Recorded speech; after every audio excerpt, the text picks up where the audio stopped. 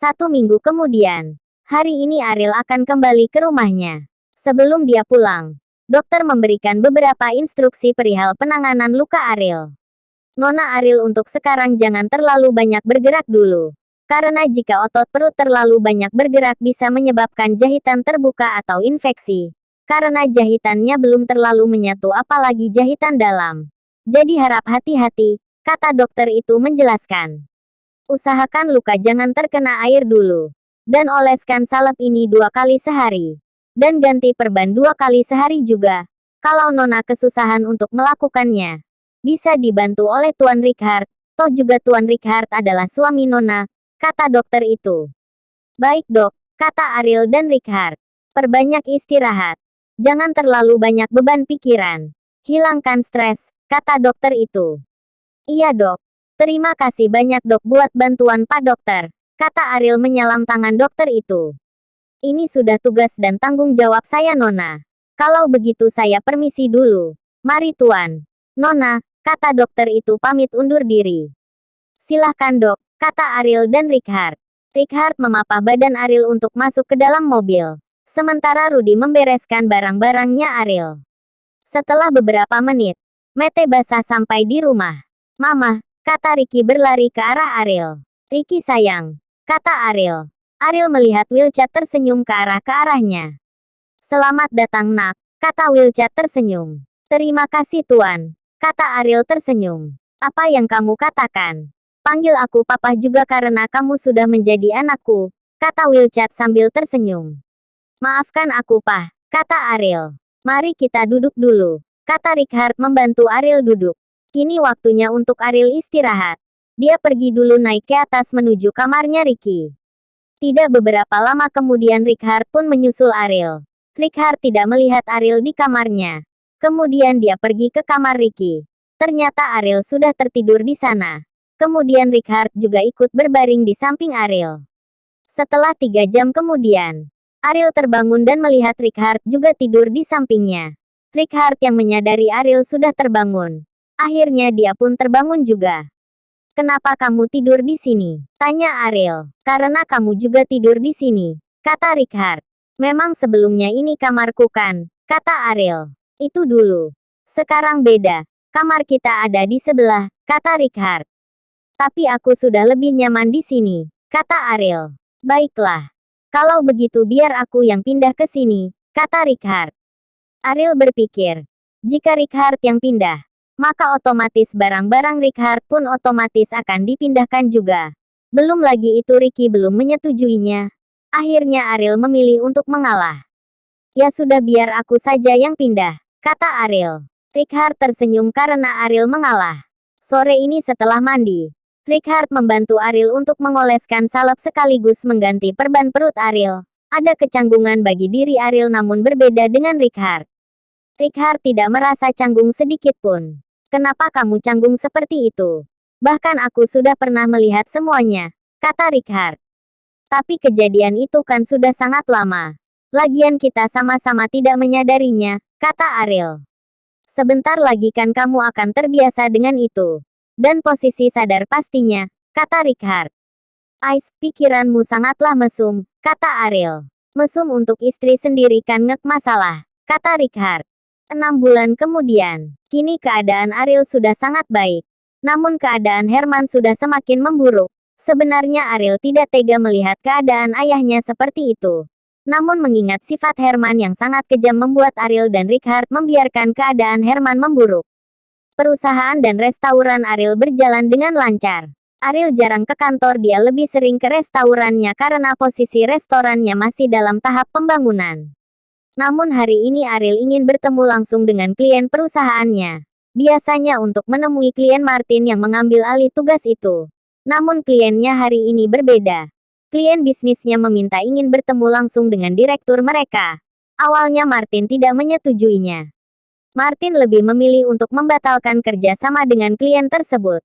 Namun Ariel berhasil meyakinkan Martin karena klien ini salah satu pebisnis yang besar. Ariel sangat ingin membangun usahanya menjadi lebih besar lagi. Karena dia berpikir jika dirinya bisa bekerja sama dengan perusahaan yang lumayan besar, maka ini bisa membantu ya suatu saat bila Revan menghancurkan mereka. Kini sudah jam 10 pagi. Ariel sudah tiba di perusahaan kliennya yaitu PT Sunrise. Seseorang pria menemui Ariel di pintu masuk kantor mereka. "Halo, apakah Anda Nona Ariel yang ingin bertemu dengan direktur saya?" kata pria itu sambil menjulurkan tangannya. "Iya Pak, saya Ariel direktur PT Wenda," kata Ariel membalas salaman pria itu. "Mari Nona saya antar. Direktur kami sudah menunggu Anda di ruangannya," kata pria itu ramah. Ariel berjalan mengikuti pria itu. Pria itu membawa Ariel masuk ke sebuah lift. Pria itu menekan angka 14. Sesampainya di sana Ariel berjalan melewati lorong yang sunyi. Dan kini pria itu mengetuk sebuah pintu. Dan pintu tersebut terbuka dari dalam. Pria tersebut mempersilahkan Ariel masuk. Tanpa curiga sedikit pun Ariel melangkah masuk. Setelah Ariel masuk, tiba-tiba pintu tertutup dengan sendirinya. Ariel melihat seorang pria duduk di sebuah sofa dengan membelakanginya. Ariel menghampiri pria tersebut. "Permisi, saya direktur dari perusahaan PT Wenda. Apakah Anda direktur dari perusahaan ini?" tanya Ariel. Dan kemudian pria tersebut berdiri dan masih membelakangi Ariel. Ariel melihat sosok pria yang di hadapannya ini seperti familiar baginya. "Kak Revan," kata Ariel. "Selamat datang Nona Ariel. Lama tidak bertemu. Dan Anda semakin cantik aja dan tentunya semakin mempesona," kata Revan. "Kak Revan, apa-apaan ini?" kata Ariel. "Ayolah Ariel. Bukankah kamu ingin bekerja sama denganku?" kata Revan sambil mendekati Ariel.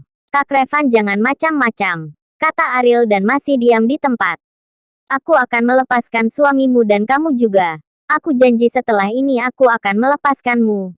Asal kamu penuhi permintaanku," kata Revan dan kini sudah menjelajahi wajah Ariel menggunakan jari telunjuknya. "Apa itu Kak?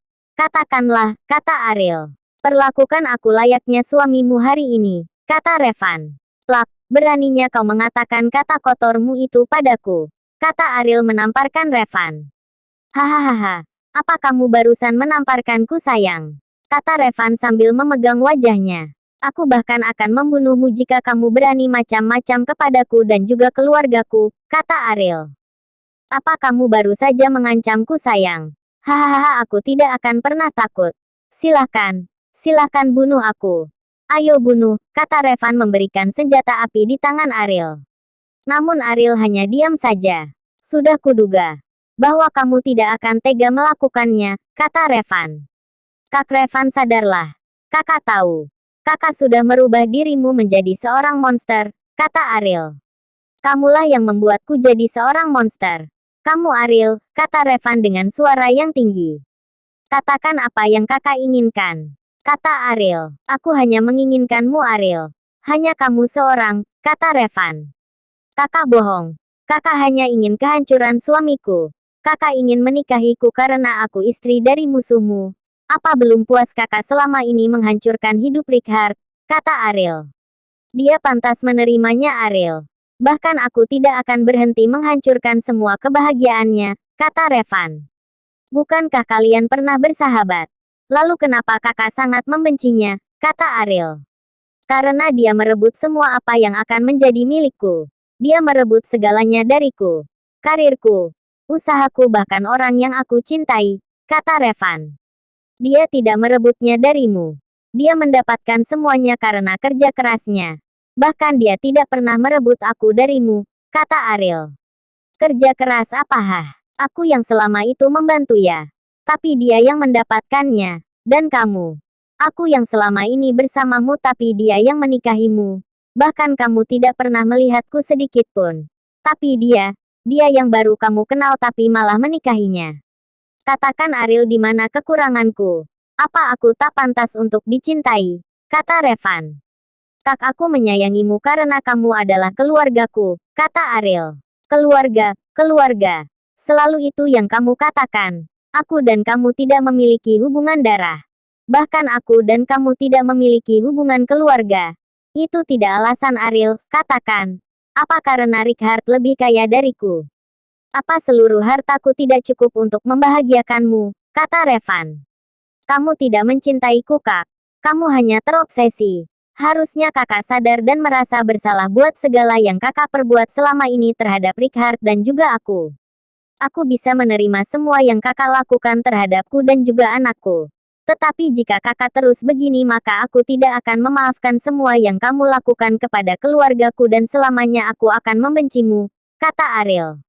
Jadi batch asteris Gan itu sudah memberitahukan segalanya padamu, kata Revan. Iya, aku sudah tahu semua apa yang kakak lakukan padaku 6 tahun yang lalu. Aku bisa memaafkanmu. Tetapi jika kamu terus seperti ini maka aku akan membencimu selamanya, kata Ariel.